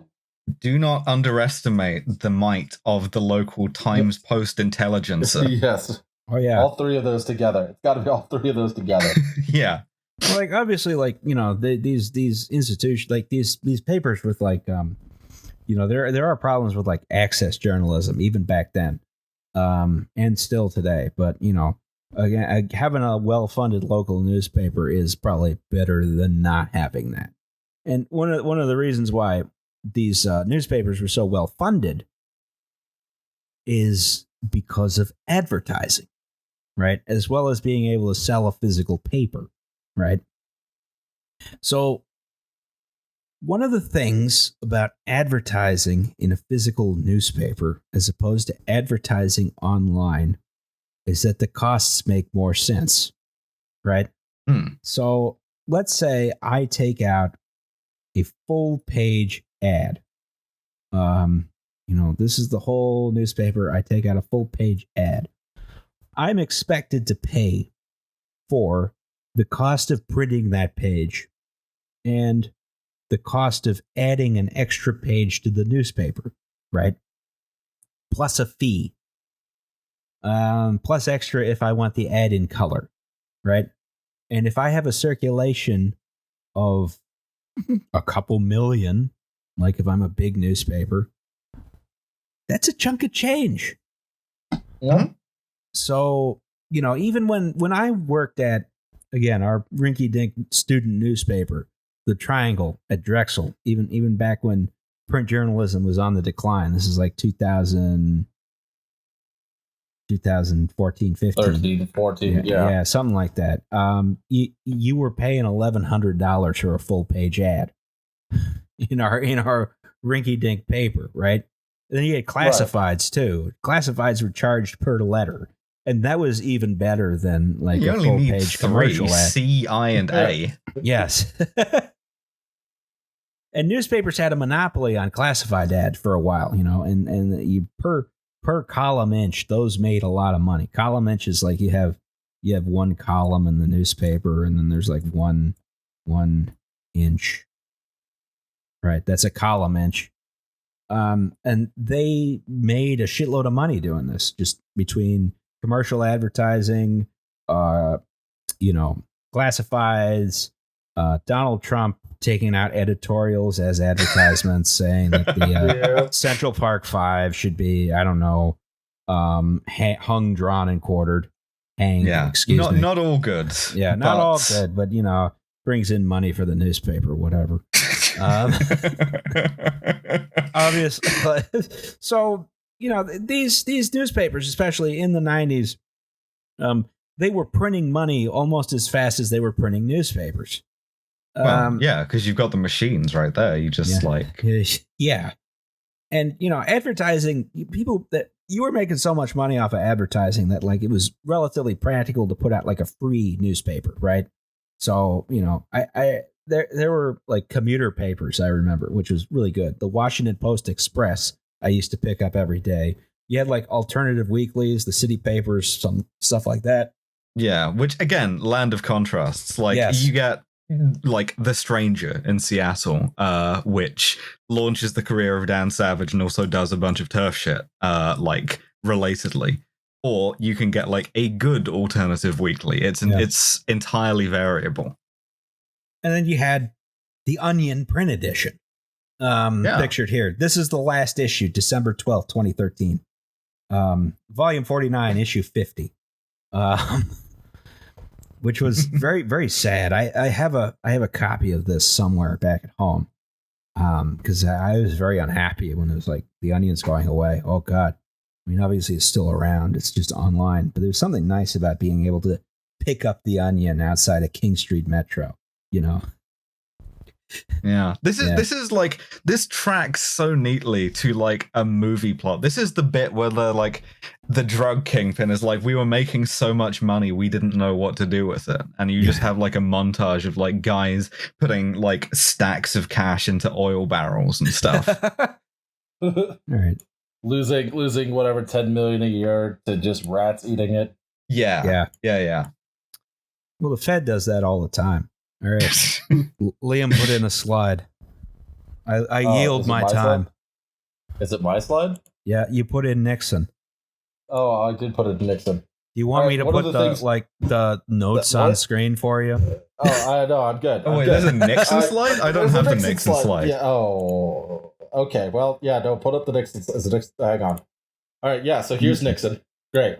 So I kind of wanted to talk about, especially with the decline of print journalism, sort of the consolidation of media, the fact that like these institutions can be like A, are powerful, and B, can be used for good. Like the fact that the New York Times published the Pentagon Papers. I don't know if we want to get into the whole history of that, but basically Daniel Ellsberg, who had worked on the study that became known as the Pentagon Papers, by 1969 realized that the war was essentially unwinnable, and released portions of the papers to the New York Times, who published them front page, detailing the Johnson administration's massive expansion of the war, how poorly it had been going, And as well as I mean, Nixon's incursion into Cambodia. Yeah, go ahead. As a yardstick for like the freedom of the press and like the assertiveness of the press, compare that to the treatment that Chelsea Manning got, or Reality Winner got, or John Kiriakou got. Exactly, and that's kind of what I wanted to illustrate. Like, do you fucking think the New York Times and Washington Post would run the Pentagon Papers today? No. No. Fuck no. And they Well, no one ran the Panama Papers. No, nobody gave a fuck. Yeah. They were in The Guardian for a little bit, and you could like search the database, and then nothing happened. Yeah, and I think everybody involved knew that nothing would happen, and so nobody was that stressed about it, apart from that one Maltese journalist who got mysteriously killed with a car bomb right after. But like, this is the problem, right? Everybody glorifies Woodward and Bernstein for good reason. But like, you can trace the effects and the decline of print media in the careers of Bob Woodward and Robert Bernstein, because like what they're up to now, like I think it's Woodward who had the like Inside the Trump White House book, but for like years and years he was like fully on board with like the Iraq War and with the Bush administration, and it just like it felt like you wanted to be like, are you the same guy who did what happened, man? Yeah, I mean, this is Woodward. It's such a damn shame, because Woodward, went on CNN and defended the idea that there were WMDs in Iraq, and which of course there weren't. And like, that's one of the things that I also kind of wanted to loop into, is like, I don't like, not the fake news, freedomeagle.1 Hillary criminal .ck .us shit. But one of the things is like, you should, as we've said on this podcast numerous times, be skeptical of big institutions. Why would the New York Times run an op-ed by Tom Cotton, and they can hide behind the sort of insane bullshit of both sidesism and that sort of thing? But like, if you think media, especially now, doesn't have bias, it doesn't have an agenda, you need to read more, essentially. And you need to learn more, and you need to understand that like Jeff fucking Bezos has a vested interest in keeping things away from you. Democracy dies in darkness. I mean, even if like one or two times they produce an article that's like critical of Jeff Bezos, like for all the casual journalism, they're like, oh, yeah, Jeff Bezos, he's a pretty great guy. I mean, have you seen the like videos that people have put together of, this is TV rather than print, but all of the Sinclair affiliated? Yep. Deadspin put that out. I remember that. God. Yeah. Well, like they will like have a package that they'll just ship to affiliates pre-scripted, and then they'll run it. And so you can put all of these side by side, and you can have 50 different anchors all saying in absolute unison, this is a threat to our democracy. It rules. There's been an absolute like withering away of the if there ever was independence of the press, there's been like a tightening of that leash that Capital has around it. Yes. And that's one of the things, is like when, Deadspin got bought out by whatever the PE firm was, Great Hill Partners or some shit. Like, Deadspin was writing stories and doing things that nobody else was fucking doing. And nobody else would write. And like, that's one of the things, is like, it's important to understand the value, I think, of people who do exist sort of outside either this like grift, especially right-wing grifter space, so to speak, as we all, get canceled. The griftocracy. Yeah, it's important to look at sources and news outside of that. And like, like there's a reason why Peter Thiel had to destroy Gorka, right? And it's not just because they outed him. And it's like, I'm not gonna sit here and defend everything that Gorka did, or the attitude with which they went into that, where they went into a Florida courtroom and like this smug dipshit was like, they put the like associate editor of Gorka on the stand, and one of Peter Thiel, indirectly, one of Hulk Hogan's lawyers asked, if you had a sex tape would you run it if it was newsworthy? And he said, yeah. And the next question was, how young would the people in that sex tape have to be before you would not run it? And the guy, like, jokingly, he did an irony. He did a bit. He was like, I don't know, like 11. And yeah, this went over exactly as well as you would expect. And now the Gawker doesn't exist anymore. So I don't know. It's any kind of like even that land of contrasts ass outlet provided too much of a threat to be allowed to continue to publish. Exactly. Say, Alice, the way you said Gawker sounds like Sebastian Gorka. Yeah, Sebastian Gorka. Gorka, yeah, I know. Greetings, Mr. Chapo. Pop on down to the White House. Tell me, Mr. Chapo, would you consider a surface level series of tattoos to be indicative of an allegiance? Oh God! Terrific. All right. Now Yeah, we are the podcast of Bash as a Pipeline. Sorry, everybody. Unfortunately, it's happened now. Sorry, guys. But so all right. So all these newspapers are making a shitload of money. Then what happens? I have a soundbite for this as you transition into the next thing. It's fucking.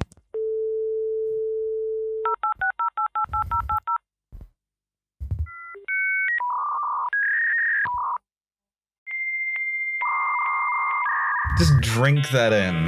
Yes. It's nostalgia. I feel like we should have had this slide come in line by line. Just loads like very slowly. You get the like dead image thumbnail a couple of times. You've got mail. You've got mail. Thank you. Thank you. All right. So this thing happens called internet, right? Internet happens. People start going on the computer. They start going on the computer. One of the greatest Second mistakes. great era of posting. Usenet, and they ruined the Usenet. So after the 90s, like, you know, I think we all know what sort of happened is, you know, more and more people are getting their news online rather than in print. You know, newspapers start putting articles up online, right? And the online, of course, had the potential to revolutionize reporting. News could get to more people than ever before, right? This could reduce overhead for newspapers again. They could probably, you know, invest that money into better reporting. They could, you know, overall improve everything for everyone, right? You know, this was a revolutionary moment. Yeah, let me just... Anything could have happened. Let me just check whether that happened. I've got to like log into my AOL account. And... You've got mail. Yeah, no, they didn't do that. No. Line goes down. Let's talk about the tendency of the rate of profit to fall, which I think has been more and more. You know, it's being recognized more and more. Marks. People are talking about it more and more, and there are many such cases. And we're looking into this very strongly. That there's a tendency. Look, I've spoken to a lot of economists, and they say it's bullshit. But you know, one of those economists is not the Economist magazine. So yeah, one of the problems with online news is that the advertising does not bring in anywhere close to the amount of revenue that print advertising did, just because print advertising was based on something concrete, and online advertising is, you know, I don't know, based on like fairy dust and, you know, some also like it's an effect of other monopolies, which is quite funny, like to see print media, which has been incredibly monopolistic at times, being murdered at the hands of like all of your advertising money just goes into Google AdSense and like black box auctions for like what keywords get put up. You know, online advertising fees, right? They're not proportional at all to print advertising fees. I mean, you know, okay, so think about like the cost of printing the newspaper, right? If I were to add another line to this, the cost of printing the newspaper eats up a significant amount of this advertising revenue, right? And also, it's probably costs more to print the newspaper than the advertising revenue right now, which I'm sure is another problem. But this whole space right here, if we're going to go ahead and integrate that, gives you a lot of room to have like really high quality reporting. You have a nice, you have a nice building, you have a big news team, you have all this kind of nice stuff.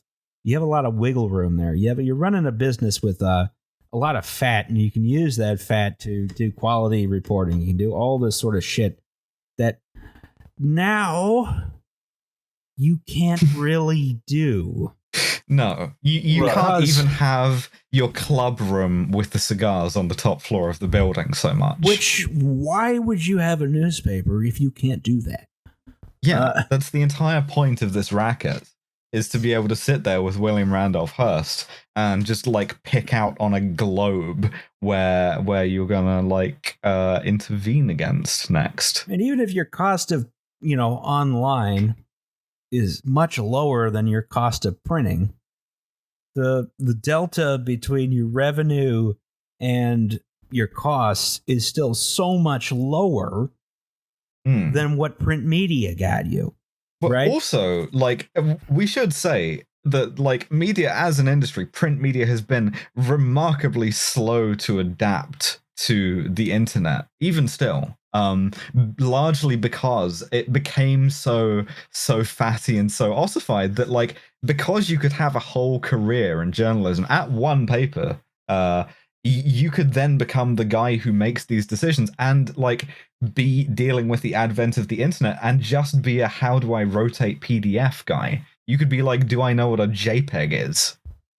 I mean, there's that, but I suppose I shouldn't have said like fat, right? Because a lot of this is not fat. This is muscle. Yeah. This is what makes the newspaper run. And like, this is the difference between being, I don't know. You can't run the same kind of operation with this much wiggle room as you can with this much wiggle room, right? You can't, have the one guy who works 6 months at a time on one story and like he breaks it and it sells 1 million newspapers. You can't really do that anymore when you have just this amount of space to work with. I mean, it's a totally different environment. And this is like because of both like print advertising, like folks don't want to do that anymore. They want to do online because it's cheaper. It doesn't work as well. It works about the same because all advertising works the same amount, which is it doesn't work. But print advertising doesn't work, but it's also cheap. Excuse me, online advertising doesn't work, but it's also cheaper. You may be getting your message out to 10 times as many people as you did when you were a print operation, but you're making 10 times less income. Yeah, right? And also the advertising is much more annoying and like hinders the news experience much more because you're trying to read the article and like a little gif of a Toyota RAV4 fucking drives across your screen. Yeah, or you have like an autoplay ad, or like there's a whole like there's like a ad that takes up the whole screen. There's a reason for that, and that's because these operations can't. They're eking out as much revenue as they can because they know it's not enough to maintain the amount of reporting that they could do like 10 years ago. I mean, this drop right here, that's like 2005 to like 2009. That's not just like the economic recession. This is a catastrophe if you run a print newspaper. This is you had to lay off so many people. You had to like contract your newsroom to the point where it's a shell of its former self. Like there's nothing left. I mean, with that blood in the water, you then get the you attract the sharks of private equity, which is a business model that only starts existing and becoming profitable in like pretty much the 2000s. Yeah. Where your business model is that you take over a company that has often a large amount of like sustainable assets and a large amount of staff and like a large pension fund often, and you strip all of the copper wiring out of the walls, fire everybody, pay yourself a massive paycheck, and bounce. Yes. And you can get very, very rich doing this. Like you can make $1 billion doing this. What you also can do doing this is kill a bunch of newspapers that people, maybe have sentimental attachments to, but more importantly, people may have, I don't know, pensions from, or healthcare from, or jobs at, and those no longer exist because you needed to buy another yacht that you could go to Little St. James Island on. But it's okay because Mitt Romney said Black Lives Matter. So yeah, exactly. But like my example here I will is say like that was a mind fuck. That was a mind fuck. Just opening Twitter being like, how are the fucking Democrats getting flanked by Mitt Romney? Yeah. Mitt, throw those Molotovs, fam. I don't care, Romney. I look forward to Willard's continued radicalization and expect him to just go, I don't know, like full like anarchist Black Cross.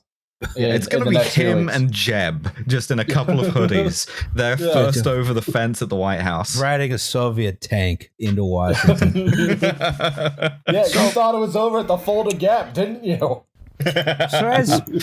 as you see this massive decline in revenue, just enormous, you start having to shed resources, right? And that's like, you're printing less newspapers. I guess that reduces some of your costs, but you're also like, your revenue's going down so quickly, you get sloppy.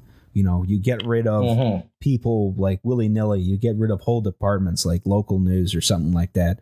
You get rid of your office space. You sell your building. That was one of the things that happened to the Inquirer in the, I don't know exactly when it happened. They sold their building to, I believe, Bart Blatstein, the worst person on earth.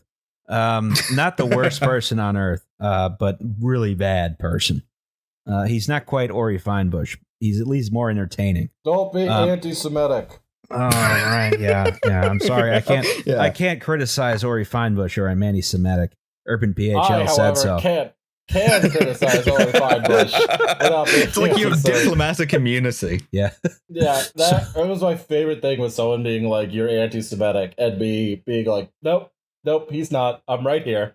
It's because someone burned down one of Ori Feinbush's condos. This was like 4 years ago now. Gentrification boxes, and I posted in the Urban PHL Facebook group, which is like the local urbanist Facebook group. I posted a reply to the thread, which is just a Photoshop version of that show Win Ben Stein's Money. Yes. Yeah, I just photoshopped that into Win Ori Feinbush's money because he was offering a reward for information. And then like people dogpiled me and said I was anti-Semitic for doing this. I didn't even know Ori Feinbush was Jewish. I also didn't know Ben Stein was Jewish. That probably should have been a bit of a giveaway, but no, he really did. I can confirm that he really did not. I was like, yeah, Ben Stein's Jewish, and Ross was like, is he? And I was like, yeah, bud. Yeah, but he is. I cannot overstate the extent to which ignorance is like a perfect defense to anti-Semitism. You're just like, yeah, you were doing tropes about these two guys, and you're just like, I was doing what about the what? What? Yeah. Who? What? No, I Jews. Yeah. So anyway, all right, start on page 1. What's Jews? I don't know, Mike. What are Jews? What are we just don't know. All right, so because you have so much less revenue to operate these newspapers, you're laying off people willy-nilly. You're laying off whole departments. You might have to focus more on national news just so people will still try to buy the newspaper, right? Because if it's exclusively local news, they're not going to find out 9/11 happened or something, right? Yeah, and but like also that means that your national journalists are going to be people like there's no more up and coming. It's entirely like the guys who have that access and are like totally sclerotic now. Oh yeah, I mean there's no new talent coming in. And that's huge Barry Weiss erasure. And there's this problem is not just in reporting; it's also in the people who like put together the print edition, right? No one, like, I can't imagine right now trying to go in and trying to get a job in laying out print newspapers. You're like, yeah, I'm really fucking good at Adobe InDesign. Pay me $75,000 a year. Like, no, you can't do that anymore. No, Right. everybody's a freelancer now. Yeah. And it sucks badly. But This resulted on the plus in, side, at least every like major newspaper is still completely unwilling to cut the like upper middle class to upper class welfare program that is the op-ed section, and so you'll still get like, oh, we had to pay this absolute shithead. There's this dumbass who comes up with the worst takes imaginable. Yeah, we have to pay that guy like $5 million a year. all right, we're back to Stu Bykowski. Yes. Well, like this is international. Like it's not just like, oh, we paid Tom Friedman to like go to Mumbai and talk to a cab driver allegedly. It's also like in the UK, it's like all of these like nice white feminists who went to all of the same universities being like writing the same 5 columns about how trans people are some existential threat. That's not making anybody a lot of money, but it's got to go in every time because it's pure ideology. Yes.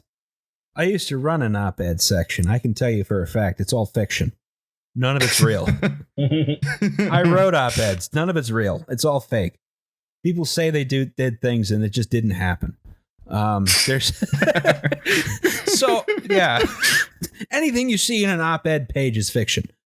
So all right. So as a result of this, like lots of newspapers like merge, they fold entirely, especially like alternative weeklies, like free newspapers, especially. And that includes a lot of stuff that reported exclusively on local issues, right?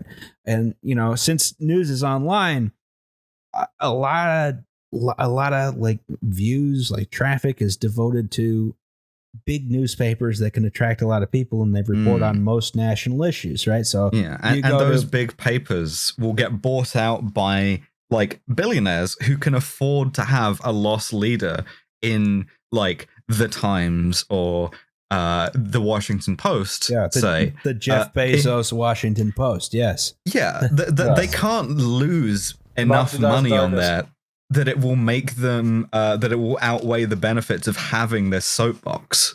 And so like often you'll see like Murdoch had a bunch of free papers, still might do as far as I know, just because it like by that point, not because they were making so much money that they could afford to, but that like money was fake at that point. It didn't mean anything. Doesn't mean anything. Yeah.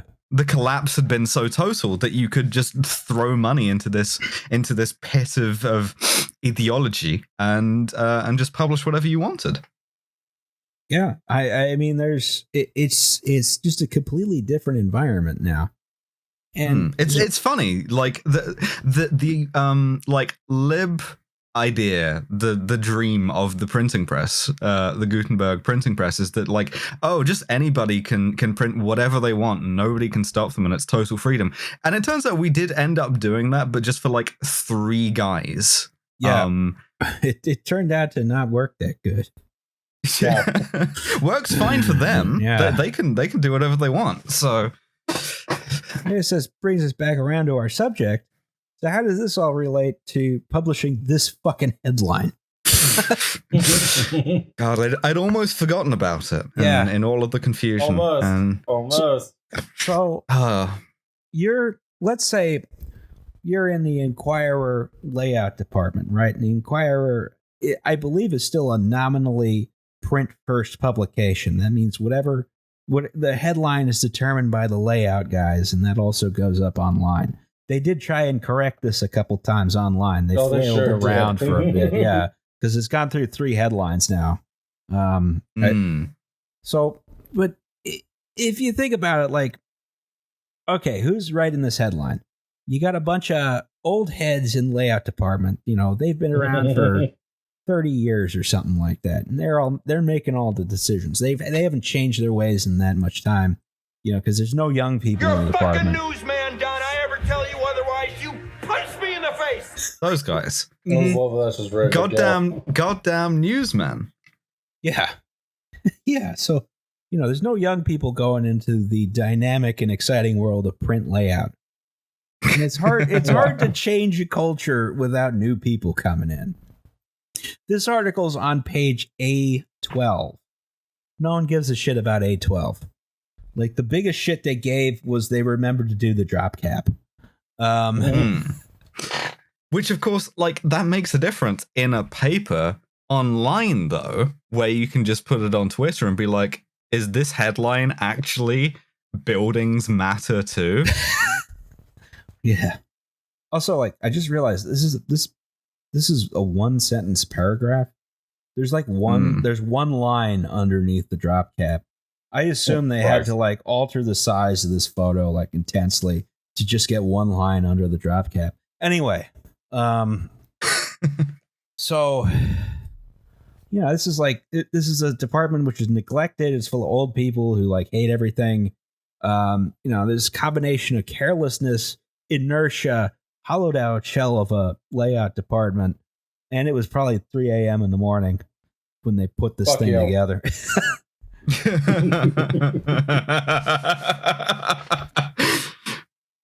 like whoever did this probably didn't think it was like a big deal. They're like, this is a punchy headline. This is going to be great. Where everyone's going to love us. And it turned out, will talk about it, and they sure did. They sure did, yeah. The scene in the layout department after they punched that one in just... You're a fucking newsman, Don. I ever tell you otherwise, you punch me in the face. It turned out, no, this is a bad headline. This is a really bad headline, guys. Like, it sucks. It sucks shit. It's a god-awful headline. And so all of the staff of the Inquirer who were black, like the next day they did like a sick out. The executive editor of the paper had to resign. And like a lot of that going around. Like the New York Times lost James Bennett over the Tom Cotton editorial.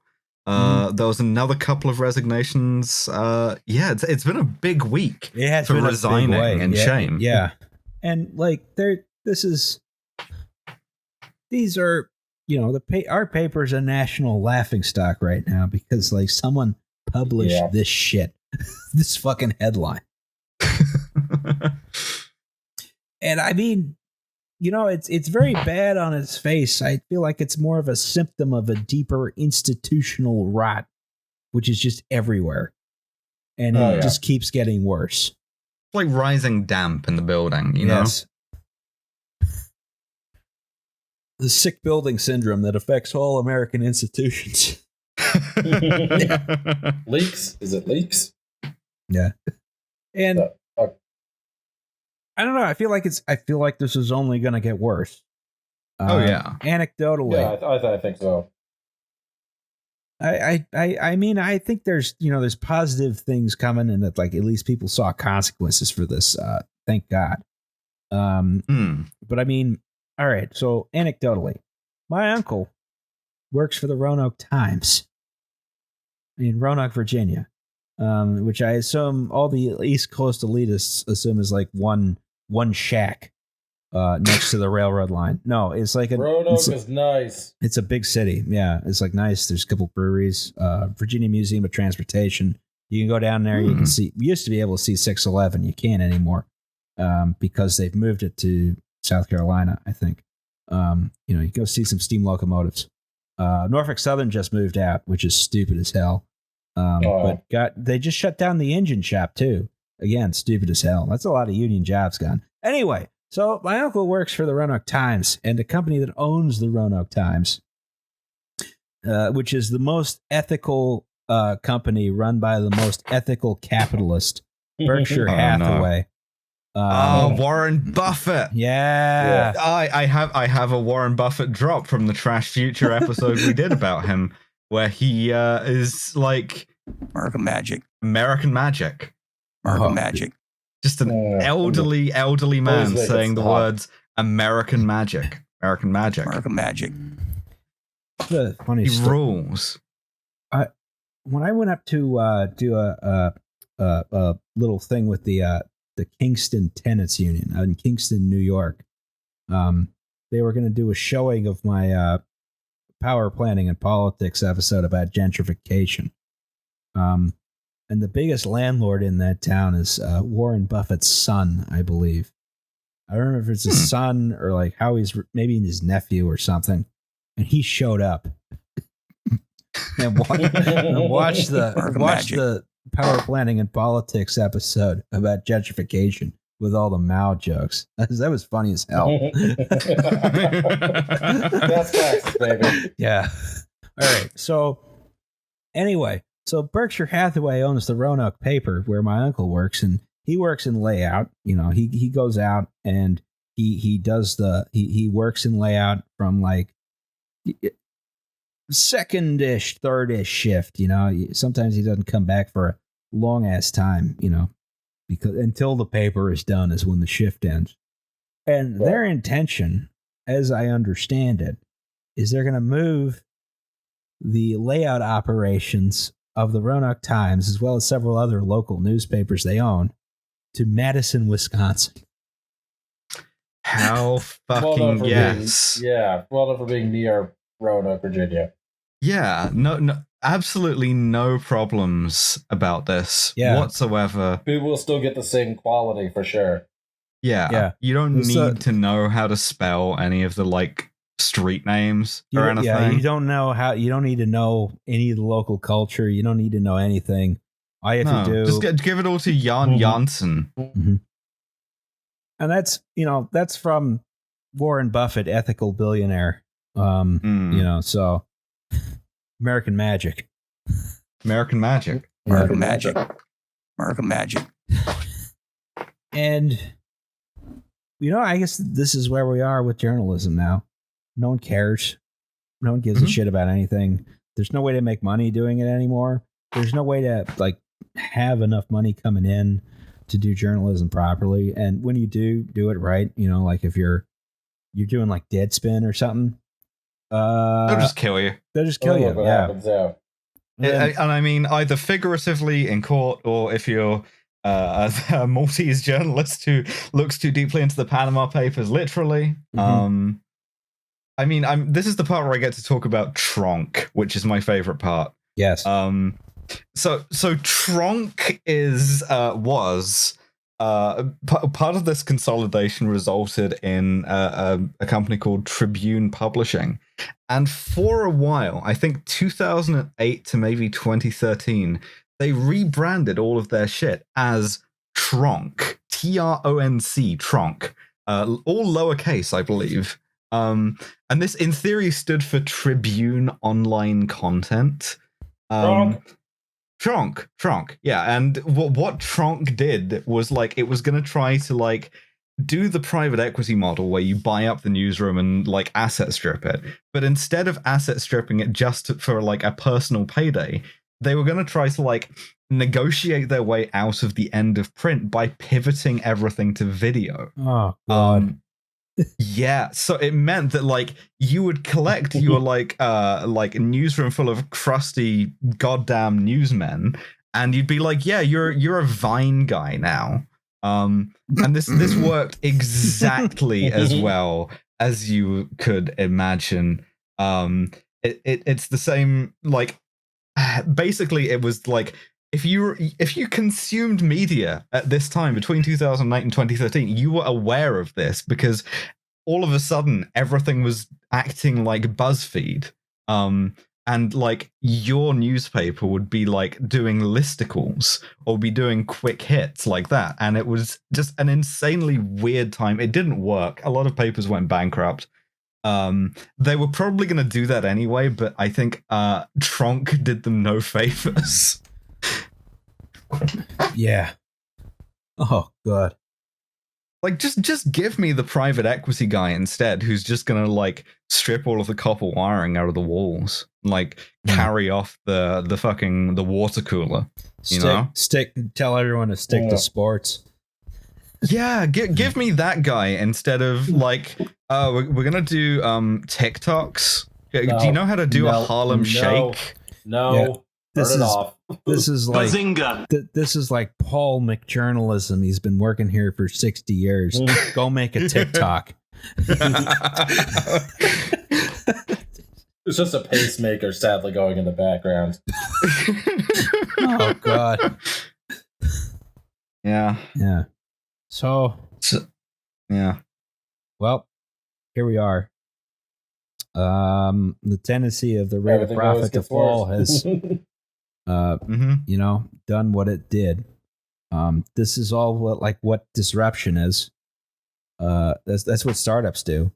I mean, Uber has proved that the rate of profit can fall below zero, and capitalism can just keep going. It just doesn't matter. Mhm. Yep. Yeah, the only way that you can now make media like this, now make written media, is either you are like an Instagram influencer who has like a newsletter, Yeah, or you are like enmeshed in the patronage web of some fucking latter-day Borgia, or you're a tech company, and then you can value yourself at like $18 trillion. I mean, you could also try putting up a paywall and see where that gets you. That's the like last gasp at the Alamo here of print media, is like, oh, what if we make the words fade out? Surely then people will pay money per month to read more about how transphobia is actually good. I have an Inquirer subscription. I mean, that's like I will give it to them. I won't give it to anyone else. Yeah, That's fair. But it's also like, I'm live, baby. yeah. Well, speaking of patronage webs, feel free to subscribe to our Patreon for bonus episodes. Our next episode will be on the Tacoma Narrows Bridge disaster. oh yeah. Yeah, it's gonna happen. It's real. It's not a recurring joke. No. Oh God, I feel like we've ended on like a more depressing note than usual. It's fine. Yeah, I it's fine. wonder why. What I'll do is, if Liam, if you wanna like, if you have anything to plug, you do that now. I'll play us off with like, I have a musical drop to play us off with. Yeah, real quick. I just wanted to say again, thank you for giving your money to people who could use it a lot more than we do right now. And please continue to do that. Like I said, one of the things I'm going to do this week is probably tally through how much has actually been donated. I just wanted to say I'm very proud of the people who have donated. Very proud of our listeners, the problematics. And actually, I wanted to say that Roz has talked to Union Pete, and we know nothing. I did. Well, yeah, because we were both day drunk at the same time. We decided to regroup later, which we haven't done yet. I'll do that tomorrow, I guess. Well, no, I'm going to edit the episode tomorrow. It'll be up on Wednesday, which at some Wednesday point will be in the today future, for who's listening to at this. some point in the future, we will have a shirt which you will be able to buy. If capitalism has not collapsed entirely, if it has by then, we have a shirt that you will be able to get for free. And maybe I'll stencil some shit on. Yeah, absolutely. We will like. What we need to do is we need to like liberate the Eagles t-shirt cannon. Yeah, or the Sixers. They got to have that in storage. I'll write an email and see if I can borrow it. Yeah, and we'll just do some indirect fire shit like the Einkommende Zeitung. You'll just like you'll buy the shirt and then you just like indirect fire will just like the shirt will come through your roof. Yes. We will mortar your house with t-shirts. We will, depending on how far away you are. I mean, we have two bases of operations, Philadelphia and Glasgow. You know, we have mortars, we have howitzers, we have regular large bore guns. If need be, we will invest in intercontinental ballistic t-shirt missiles. Flying crowbar, baby. That's right. Just toss some t-shirts out the back. Yeah. I think that leads us to playing out with like to try, now that we've restored some optimism, a musical salute to print media. It was often dog shit. It's now dead. Kind of sad, but whatever. Mm-hmm. Bye, everybody. Auf Wiedersehen.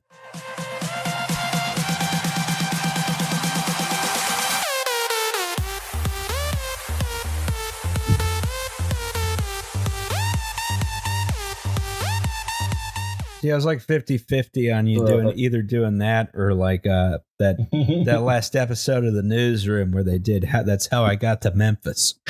Oh fuck yeah! No, it's like Shenandoah, isn't it? Yeah. Oh fuck no! Shenandoah is the one where like the dude just like fucking strokes out and like falls and cracks his head. Yes. And it's the funniest shit in the world because it's just like it's not played; it's played completely straight, and then he's just like, ugh, donk. Yes. Shenandoah. Yeah, no, it rules. Oh my God. Aaron Sorkin has brain disease. Anyway. All right. It's the end of the podcast. We're done. It's over. Right. I'm calling it. Jesus. All right. Yeah, Bye. go home. Yeah. Bye, Goodbye, everyone. goodbye. Yeah, go home. It's over. Why are you still here? Go home. You don't have to go home, but you can't stay here. Yes.